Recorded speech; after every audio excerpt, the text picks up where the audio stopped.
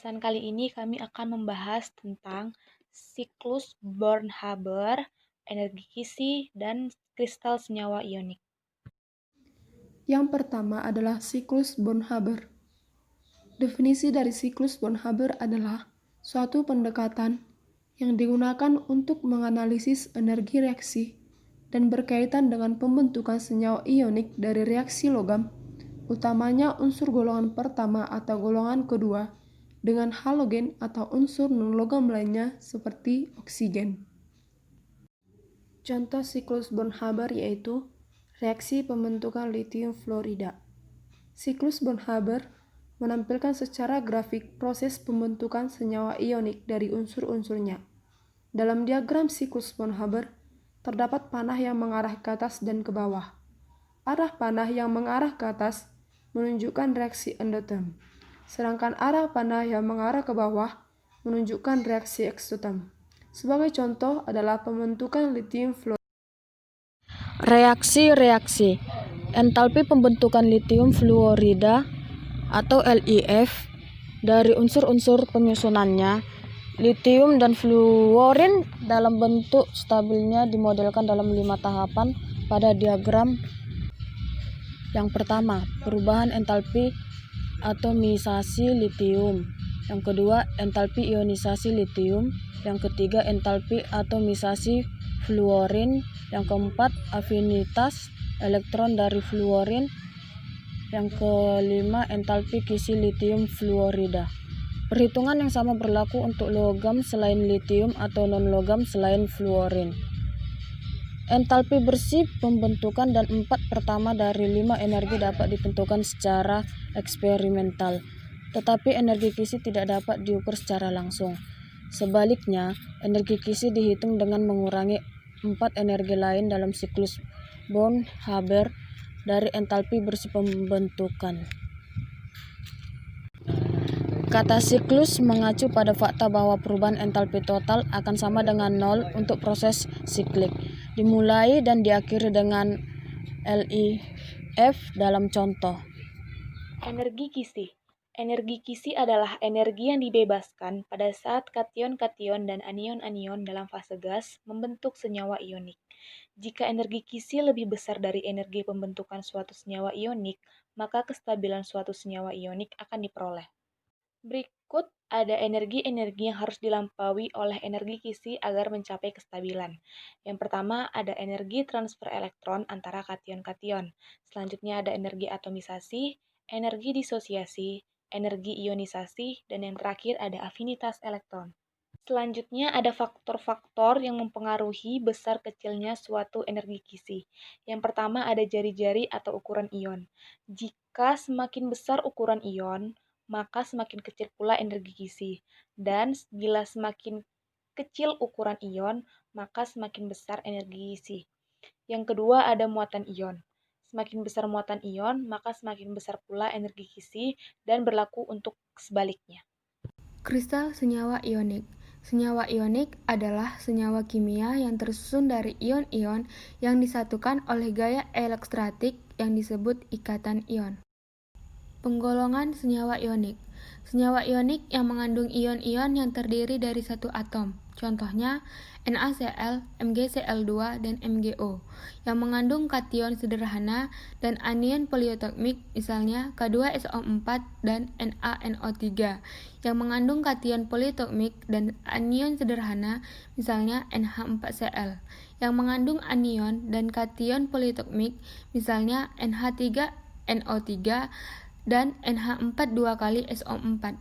Kristal ionik terbentuk karena adanya gaya tarik ion bermuatan positif dan negatif. Kristal ionik memiliki titik leleh tinggi dan hantaran listrik yang rendah.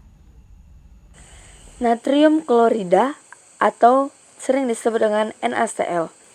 Keelektronegatifan atom Na dan Cl dalam skala Pauling adalah 0,93 dan 3,16. Perbedaan keelektronegatifan kedua atom adalah 2,23.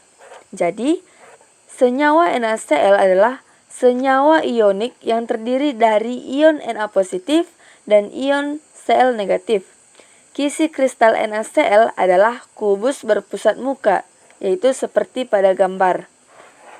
Nah, di gambar, ion-ion Na positif dan Cl negatif dengan bola-bola dan dihubungkan dengan garis-garis. Garis-garis yang menghubungkan bola-bola tersebut bukan lambang dari ikatan kovalen, karena ikatan antara ion-ion yang ada merupakan ikatan ionik.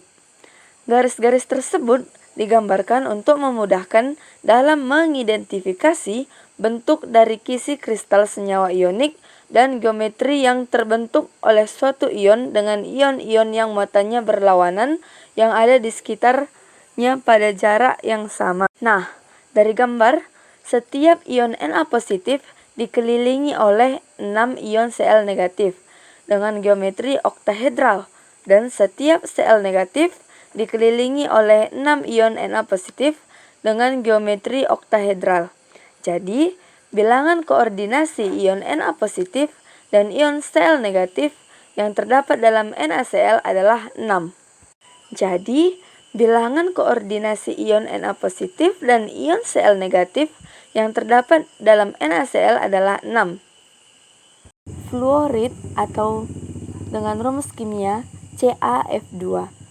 Keelektronegatifan atom Ca dan atom F dalam skala Pauling adalah 1 dan 3,98. Perbedaan keelektronegatifan antara kedua atom tersebut adalah 2,98. Dengan demikian, CaF2 adalah senyawa ionik yang tersusun dari ion-ion Ca2 positif dan F negatif. Kisi kristal kalsium fluorida atau fluorid adalah kubus berpusat muka seperti pada gambar. Nah, pada gambar, warna hijau atau hijau kekuningan adalah ion F negatif dan warna putih adalah ion Ca2 positif. Pada gambar juga dapat dilihat bahwa pada kisi kristal CaF2, setiap ion Ca dikelilingi oleh 8 ion F negatif dengan geometri kubus sederhana, sedangkan setiap ion F negatif dikelilingi oleh 4 ion Ca2 positif dengan geometri tetrahedral. Jadi, bilangan koordinasi ion Ca2 positif adalah 8, sedangkan bilangan koordinasi F negatif adalah 4. Kisi kristal rutil adalah trigonal primitif, memiliki keelektronegatifan atom Ti dan atom O dalam skala Pauling adalah 1,54 dan 3,44. Perbedaan keelektronegatifan antara kedua atom tersebut adalah 1,90. Dengan demikian, senyawa TiO2 adalah senyawa ionik yang dibentuk dari ion-ion Ti4 positif dan ion O2 negatif. Bola molimut warna merah adalah ion O2 negatif, sedangkan bola molimut warna hitam adalah ion Ti4 positif.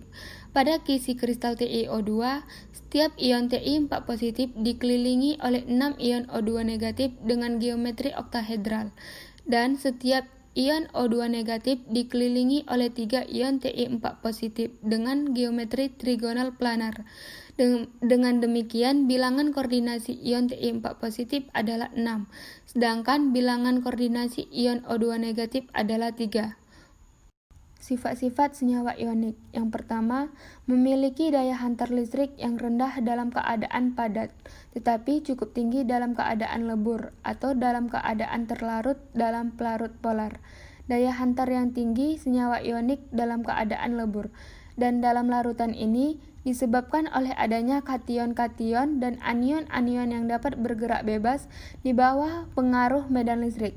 Dalam keadaan padat, ion-ion dalam senyawa ionik terikat secara kuat dalam kisi kristal dan tidak bergerak bebas, bergerak di bawah pengaruh medan listrik sehingga daya hantarnya rendah. Yang kedua, senyawa ionik cenderung memiliki titik lebur dan titik didih yang tinggi. Hal ini disebabkan oleh adanya ikatan ion yang umumnya kuat dan bersifat omnidireksional. Maksudnya, gaya tarik antara kation-kation dan anion-anion mengarah ke segala arah. Meskipun demikian, bukan berarti bahwa ikatan ionik adalah lebih kuat daripada ikatan kovalen.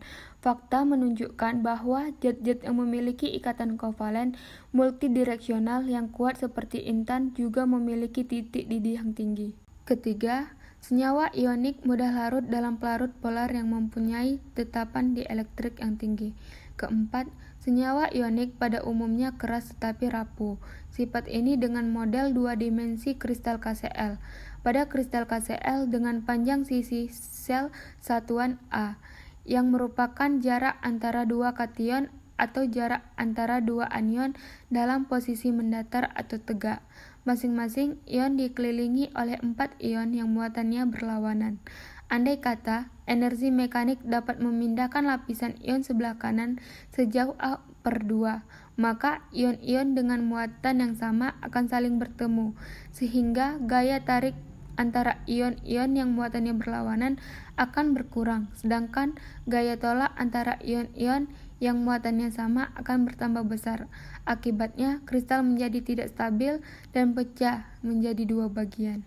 Karakter ionik. Tidak ada senyawa ionik yang karakter ioniknya 100%. Menurut Pauling, untuk senyawa biner yang tersusun atas atom-atom A dan B dengan keelektronegatifan atom B lebih besar dibandingkan karakter ionik atom A.